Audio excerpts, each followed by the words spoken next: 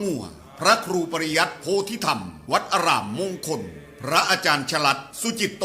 วัดถ้ำแฝดพระครูสมุนิติศาสตร์ยานิสโรวัดบ้านคูนพระมหาบุญทันปัญญาวุฒโธวัดบุญนำมาเมตตาคำจุนพระอาจารย์สอนเพชรจันทโชโตอุทยานธรรมวังวิโมกข์พระครูสมุหาร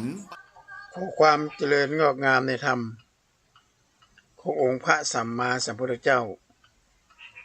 ที่มาเกิดแก่บรรดาท่านสาธุชนพุทธบริษัททุกท่าน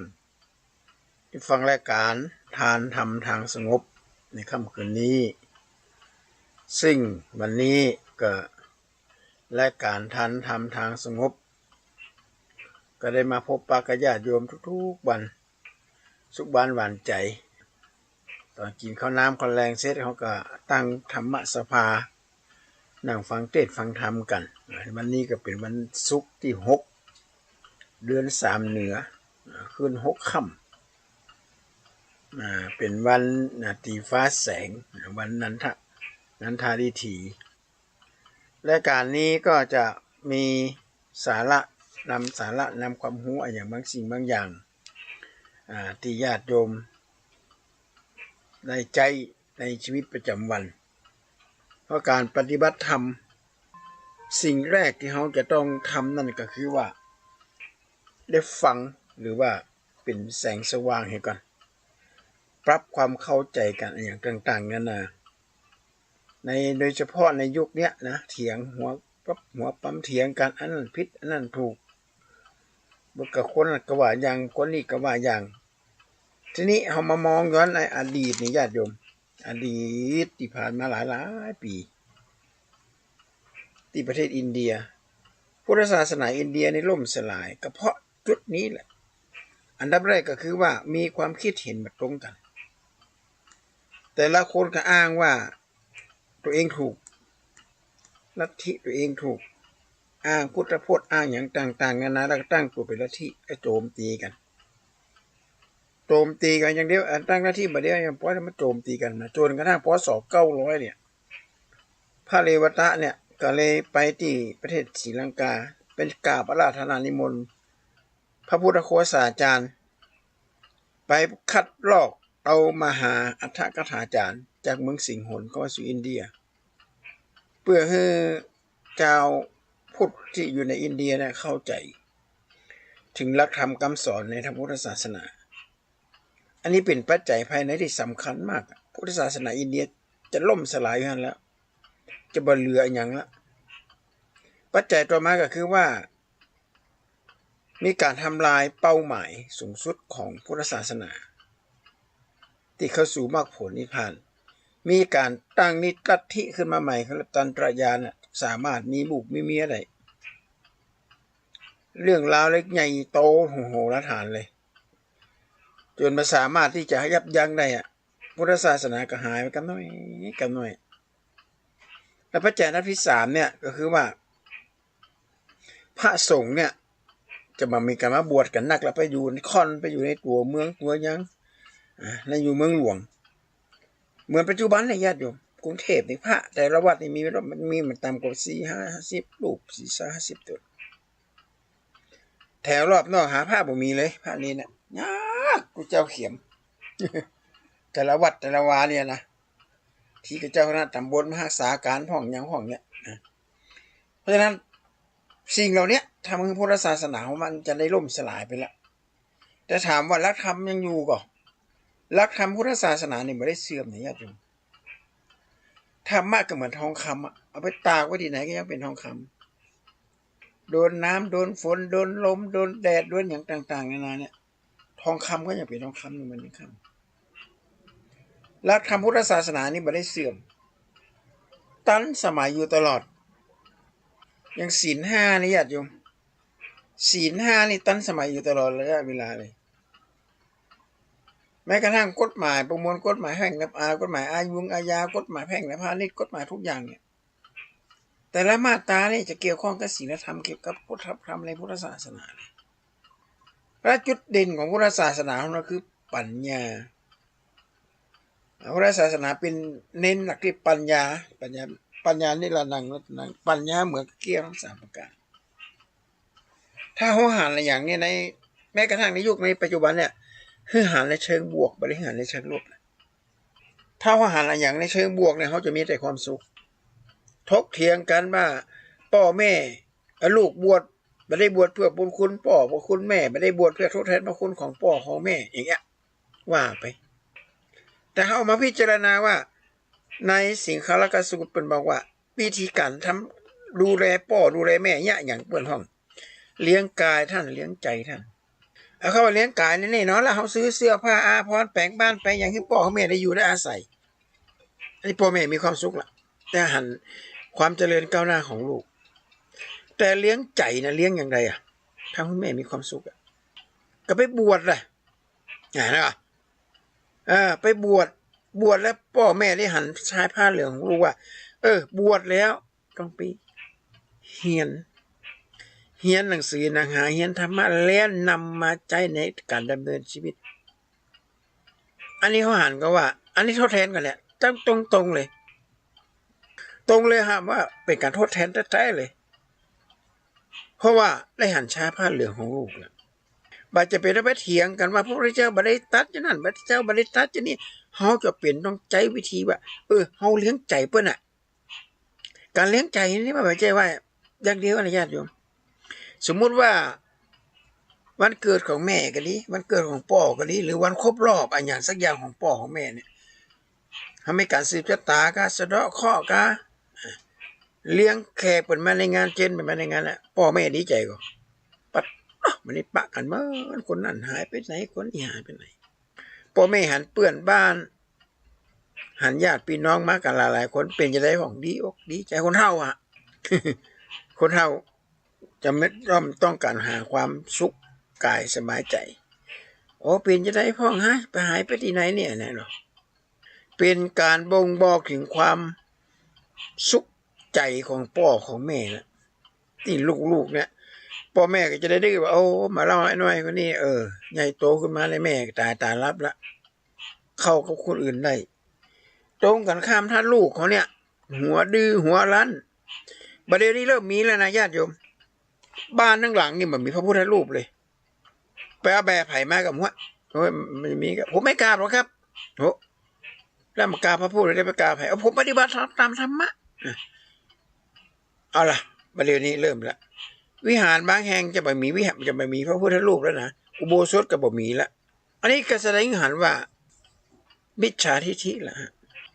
คนตะกอนสมัยโบราณในก่อนที่จะไปออกศึกหรือไปจะบนบานศาลกล่าวถ้าถูกฆ่าตายในสนามรบเนี่ยจะปิกมาแปลงวัดแปลงว่าจะสร้างเจดีย์ยังเอากระดูกของแม่มัน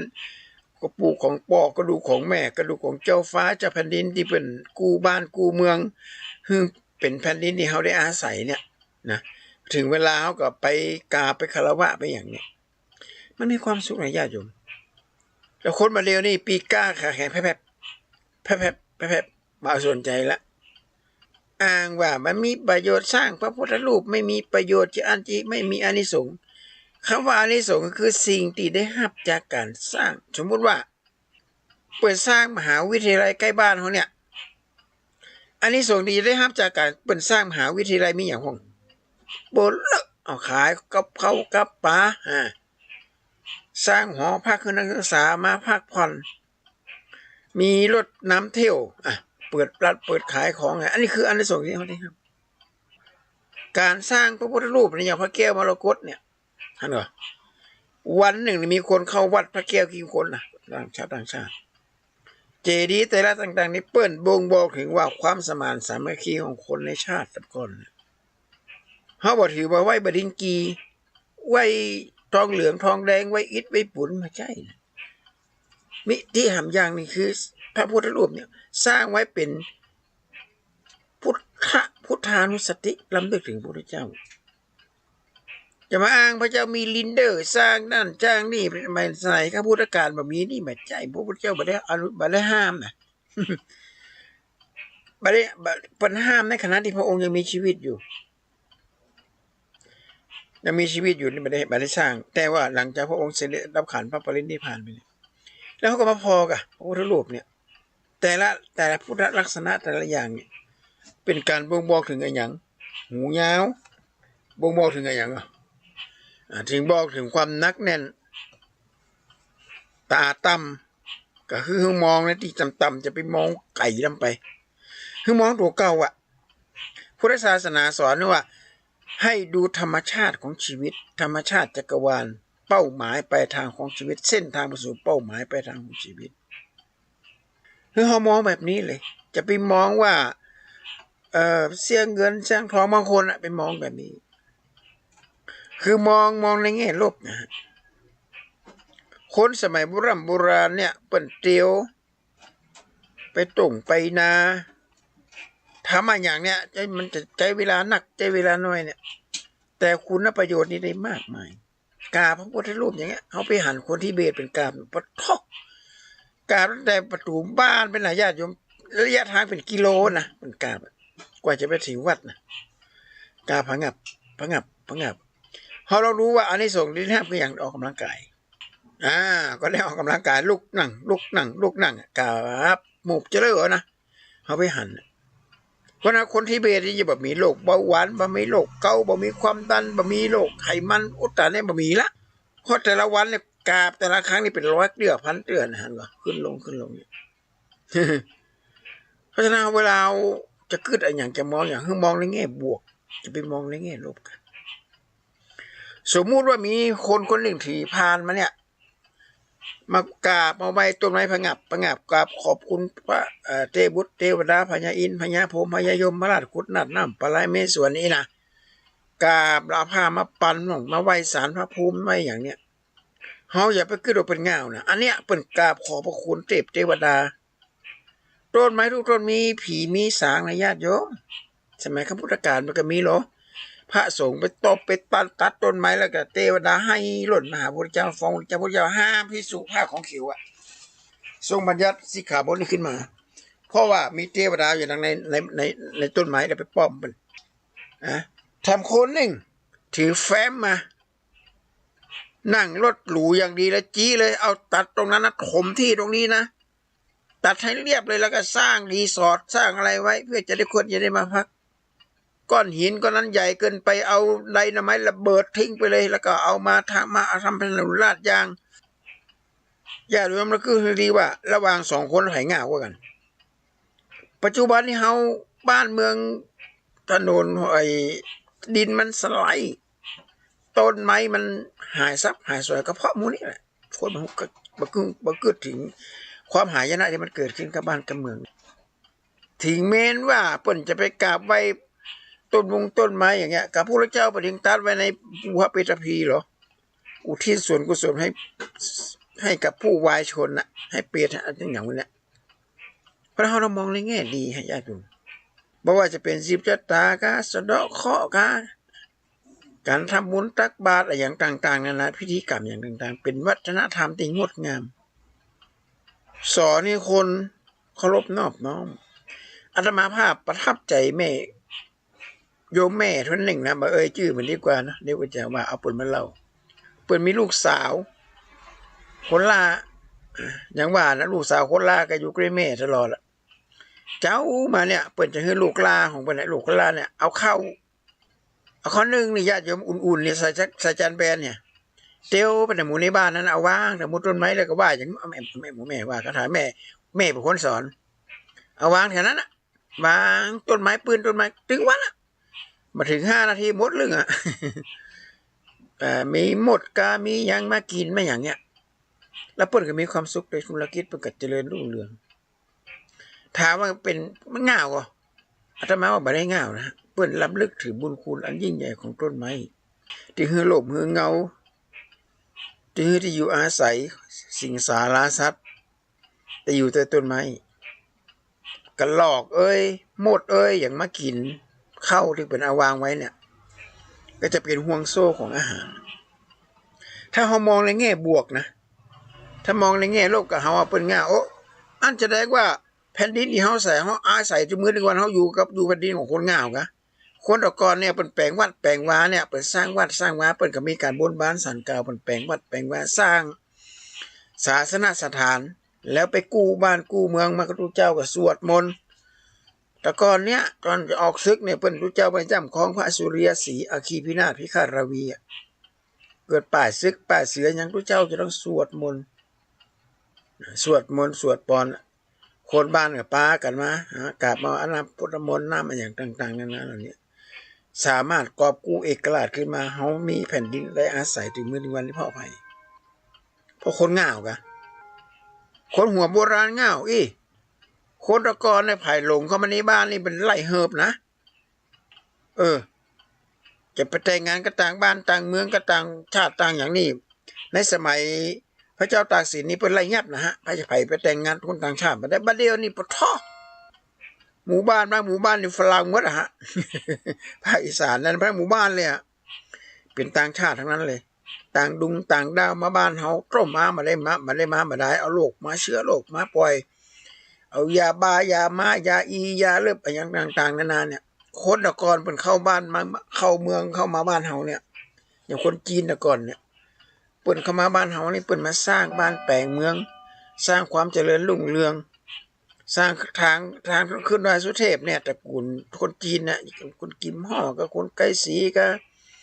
เสียหงอาหงอันอย่างแหละทางๆเนี่ยไปช่วยกันสร้างคนจีนแต่ก่อนเป็นมาบ้านเฮานี่เป็นมาสร้างคนจีนมาเดียวมันต่างกันบัดเดียวคนจีนมาต้องระมัดระวังเนี่ยญาติโยมเป็นธุรกิจสีเทาไปแล้วเนี่ยอันนี้ละนะฮะถ้าหากว่าเฮาใจปัญญาพิจารณาคือดีว่าเฮาทำตัวแบบคนสมัยก่อนฮักชาติฮักศาสนาฮักพระมหากษัตริย์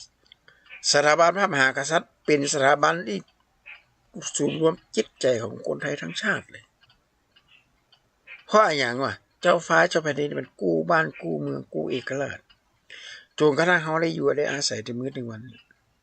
ญาติโยมลองดูในคลิปพระบาทสมเด็จพระเจ้าอยู่หัวรัชกาลที่9เฮาเนี่ยเป็นคลิปมาออกคลิปที่เปิ้นเคยประชุมหมู่ข้าราชหมู่พระราชโอษาธิการหรือเป็นเนี่ยประธานองคมนตรีอย่างองคมนตรีอย่างต่างๆรัฐมนตรีเป็นห้องมาเลยจะช่วยก็ต้องช่วยรีบช่วยไม่ใช่ไปอ้างจะนั่นอ้างจะสร้างนี่อ้างจะทำนั่นอ้างจะทำนี่ก็อ้างอยู่นั่นแหละทำไมไม่ทำน้ำตรงเนี้ยก็ไปสร้างทำไมไปดูว่าเลยโรงงานสร้างตรงนี้แล้วน้ำมันไหลไปทางไหนล่ะเปิ้นในเปิ้นตัดไว้ในขณะที่น้ำเนี่ยมาท่วมมาถึงมาเดียวได้เปิ้นก็น้ำท่วมบ้านท่วมเมืองโตดินมันไหลดินมันสไลด์ท่วมบ้านท่วมเมืองพระองค์มีโครงการในการสร้างเขาว่าโครงการแก้มลิงเป็นพระองค์ไม่หันลิงมันกินอาหารมันเอาใส่ในแก้มมันกินมันกักตุนเอาไว้เป็นบอกว่าน้ำมันต้องมีสระน้ำต้องมีอ่างเก็บน้ำเอาไว้พอน้ำไหลมาปุ๊บไหลเข้าไปในอ่างก่อนมันจะมาท่วมแล้วโครงการแก้มลิงในการก่อสร้างอย่างต่างๆนานาอันนี้แหละญาติโยมสถาบันพระมหากษัตริย์เป็นที่ศูนย์รวมจิตใจของคนไทยทั้งชาติ1 ปีมี365 วัน366 วันเนี่ยวันหยุดราชการนี่ปะทะได้เฮกันละแต่ในสำนักพระราชวังนี่บ่มีวันหยุดเลยนะแต่ละวันพระองค์ประกอบพระราชกรณียกิจมากกว่า365 วัน366 วันอันนี้เรามองถึงว่าการที่เราไปดูถูกคนโบราณไปกราบบดินกีกราบทองเหลืองไปกราบต้นไม้อะไรอย่างกับบ่ฮู้ประเด็นนี้สอนให้คนใจวิธีนี้ล่ะเรานึกถึงเมื่อ4-5 ปีก่อนมันจะถึง10 ปีแล้วก็หาสักรวม10 ปีที่มีพระสงฆ์อยู่รูปหนึ่งพระพุทธเจ้ารับสตางค์ถือเข่งขนาดนักเลยสมู4 แยกเนี่ยอาตมาลงจากรถมาปุ๊บเนี่ยเอากระดาษอย่างนี้แหละพระสงฆ์ไม่รับเงินรับทองเนี่ยท่านเป็นยังไงมั่งวัดไหนรับเงินรับทองไม่ใช่พระอาตมาก็ถามแล้วไผมาสอนแล้วถามมันหัวหน้าโยมเหรอเปิ่นเคยบวชที่ไหนพระพุทธเจ้าบวชเหรอพระที่นั่งหัตถบาเปิ่นว่าเลยว่าผู้คนเจ้ารูปนี้ถวายปัจจัยให้กับอุปชฌาย์ด้วยแล้วพอได้เป็นใหญ่เป็นโตแล้วว่าอุปชฌาย์องค์ไหนหับสตางค์เนี่ยเป็นอาบัติบรรณาครบบรรณาเลื่อมใสละอ่อนนี่ก้าวร้าวเลยญาติโยมโอ้บ่ไกลบ่ไหวทุกเจ้าบ่กราบบ่ไหว ติชินนินทารู้จักถูกสุดท้ายหัวหน้าสำนักนี่ก็ไปอัดโทดำลูกซิบอะ พูดง่ายๆว่าไปมีอย่างกันละอ่อนผลสุดท้ายก็ต้องลาสิกขาก็อยู่ในสำนักนะเพราะตอนแรกบัญญัติภาพสารภาพว่าอาตมาทำไปโดยไม่รู้สึกตัวก็ยังไม่ผิดก็ท่านทำไปไม่ผิดทำไมเรียกชื่อเด็กมันถูกก็นั่นน่ะสิว่า วันก็ห้องละอ่อนมาไอ้น้อยมาหาลุงนี่ก่อนเนี่ยละอ่อนก็เข้าไปด้วยความเกรงใจปิดประตูจับถ้าท่านไม่รู้สึกตัวท่านจะต้องปิดประตูทำไมถ้าคนทำอะไรเนี่ยไม่รู้สึกตัวเนี่ยจะเรียกชื่อเด็กก็ไม่ถูกโทรศัพท์ไปบอกละอ่อนมาหาตัวไม่นอนตัวพอถึงก็มองจริงโอ้โหโหสุดท้ายต้องลาสิกขาอันนี้แหละในสถานนั้นแบบมีพระพุทธรูปเลยละอ่อนประกาศบอกไว้เลยพระพุทธศาสนาเนี่ยนะฮะเป็นถือว่าเป็นคติธรรมสอนให้การกราบการไหว้เป็นการนอบน้อมอูจ๋าก็พูดว่าปฏิสันฐานคารวตากันอู้กันจ๋าให้ความเคารพในการอู้กันจ๋าการห้ามการเฮียนเป็นว่าสิกขาคารวตาเคารพในการศึกษาพุทธคารวตาเคารพต่อพระพุทธเจ้าธรรมะคารวตาเคารพต่อพระธรรมสังฆคารวตาเคารพต่อพระสงฆ์อ่านก่อนคำว่าคารวะเนี่ยจะจัดอยู่ในการกราบการไหว้นั่นแหละแถมน้อยนะไอ้คนที่ประเภทว่าเอาพุทธพจน์มาอ้างเนี่ยประเด็นนี้เริ่มแล้วนะบ่มีพระพุทธรูปหนึ่ง2ปั่นป้อนมาจ้าง3สวดพาหุงมาได้ละบ่ต้องสวดละวะนั่นแล้วก็ต้านเข้าหาพ่อหาแม่ยังไงน่ะจุดธูปจุดเทียนบอกเอาญาติโยมเราขึ้นผลก็ดีแล้วมันถูกต้องที่ไหนมันจะเอากันใหญ่แล้วแบบนี้นะเถียงกันทุกตาพูดแต่แม้นบอกตรงกับพุทธศาสนาไม่ใช่เป็นปรัชญานะปรัชญาเนี่ยเป็นในสมัยที่พระพุทธเจ้ายังไม่ได้ตรัสรู้ด้วยสมัยพระองค์เป็นเจ้าชายสิทธัตถะเนี่ยอันนั้นแหละเป็นนักปรัชญาแล้วค้นคว้าหาความจริงของชีวิตอ่ะจะต้องคนใดเขาจะต้องเกิดต้องแก่ต้องเก็บต้องตายเนี่ยพี่จะซ้อหาสิ่งเหล่านี้เป็นการแสวงหาหลังจากที่พระพุทธเจ้าค้นพบอริยสัจสี่นะอันนั้นบ่มีละปรัชญาหายละหายความสงสัยไปละเนี่ยหายไปละความสงสัยต่างๆอ๋อเพราะมีอันนี้ถึงมีนี้ถ้ามีนี้ถึงมีเนี่ยหลักธรรมในพุทธศาสนานี่เป็นของละเอียดนะญาติโยมบัจเจ้ามานั่งเถียงกันตาปูดตาแม้นอันนั้นผิดอันนั้นถูกอันนั้นเป็นเช่นนั้นนี้ไม่ใช่พุทธศาสนานี้เป็นคำสอนที่เป็นห้องว่าเป็นคำสอนที่สมบูรณ์แบบละ performation สมบูรณ์แบบทุกอย่างเลยศีล5ธรรม5บ้านเมืองจะเป็นยังไงกระแจ้งนะศีล5ธรรม5ก็ยังทันสมัยอยู่ไม่ได้ล้าสมัยคนสมัยก่อนมันยังว่าเนาะผมดีบ่มีคนเข้าดีบ่มีคนต่ำบ้านหลายหลังบ่มีคนอยู่คนมีความรู้จะกินบ้านกินเมืองบัดเดี๋ยวนี้คนมีความรู้ทั้งนั้นมาในรูปแบบต่างๆดูเราสตางค์ในเงินในธนาคารอะไรอย่างเงี้ยเราคือพอดีแล้วธนาคารของเปิ่นอยู่ดีของเปิ่นดีอ่ะถ้าคนมีความรู้จะไปดูได้ในสตางค์อ่ะมันจะดูไปกับบาท2 บาทแล้วดูไปกำล้านหน่อยญาติโยมเพราะฉะนั้นอาตมาจึงขอชี้แจงญาติโยมฟังรายการนี้ว่าสมมุติว่ามีโทรศัพท์มาแล้วเขาห้ามสายปุ๊บเนี่ยอันดับแรก1ไปรษณีย์โดยที่เขาไม่ได้สั่งนะสมมติโยมสั่งซื้อของหรือไปจะบอกว่าของมาถึงแล้วจะเอาไว้ลงที่ไหนคะนี่โอเคถ้าบอกว่าของท่านตกอยู่ที่นั้นที่ไปรษณีย์เนี่ยว้าหูเลย2จากธนาคารนะพออูไปอูมาท่านมีความพัวพันกับแกงสีเขียวแกงสีทองสีอย่างสีเทาสีอย่างเนี้ยครัวสตางค์บางคนหมดไปเป็นล้านนะ3ไฟฟ้ากำลังจะมาเปลี่ยนมิเตอร์เปลี่ยนอะไรเขาก็ว่าหูเนี่ยอะไรเนี่ยญาติโยมอูไปเนี่ยจะต้องเอามือปิดหูดังไว้นะเอาเสียงเอาเพราะว่ามันสามารถที่จะเอาเสียงเขาเนี่ยเอาไปเข้าไปเป็นโปรแกรมและเสียงเนี่ยนะเป็นหลอกลวงลูกหลานหลอกลวงพ่อหลอกลวงแม่ด้วยนี่แม่เสียงเหมือนเป๊ะเลย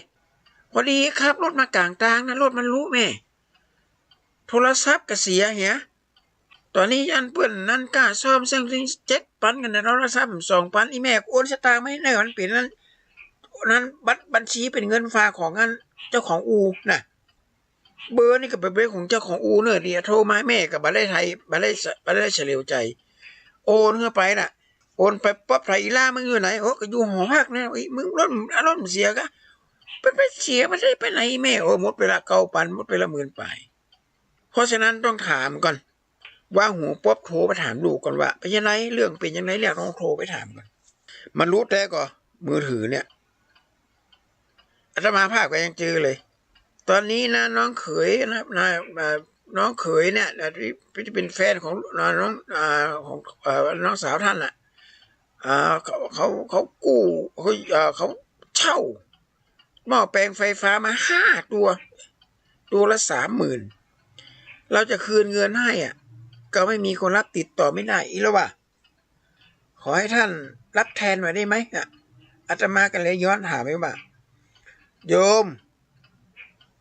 ถามจริงๆอ่ะอยากจะออกจากแก๊งคอลเซ็นเตอร์ไหมโอ้ท่านมากล่าวหาผมงี้ไม่ได้นะกูจะพูดอย่างเงี้ยเป็นยังไงไปแจ้งความไม่ได้บอกมันไปบอกปอกตำรวจมาเลยอาตมาจะยังอยู่เนี่ยนี่มันแก๊งคอลเซ็นเตอร์นะไอ้ละออนคนนี้เดียวนี้มันไม่ได้อยู่เมืองไทยแล้วมันบอกเคยไปเจ้าอย่างก็มอแปลงเนี่ย4-5 หมื่นแบบนี้ไม่ได้เจ้าเอามาเนี่ยลงเงี้ยอันนี้4-5 พันอันนี้มันเป็นของระดับโรงแรมละอันนี้มันก็วางหูเนี่ยเพราะนั้นญาติโยมทั้งหลายที่ฟังรายการนี้อยู่นี่นะอย่างกระจ่างเนี่ยถ้ามีโทรศัพท์มาถามเกี่ยวกับอันนี้วางหูรีบวางหูบางทีจุด้วยนะคุณเป็นคนที่โชคดีที่ได้รับ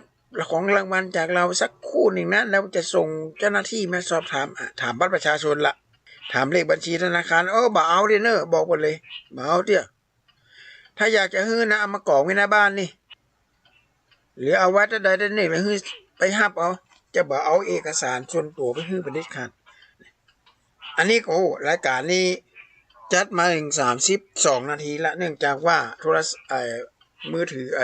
โน้ตบุ๊กอาตมาภาพเนี่ยมันสามารถหับได้เฉพาะ30 นาทีถ้าหลังจากนี้ไปนี่มันไม่สามารถที่จะหับได้วันนี้ก็ขอจากโยมไปก่อนเด้อโอกาสวันในวันศุกร์หน้าตรงกับวันที่13จะนำพบปะกันใหม่ในวันนี้ก็ขอความเจริญในธรรมจงมีแก่ท่านสาธุชนพุทธบริษัททุกท่านเด้อ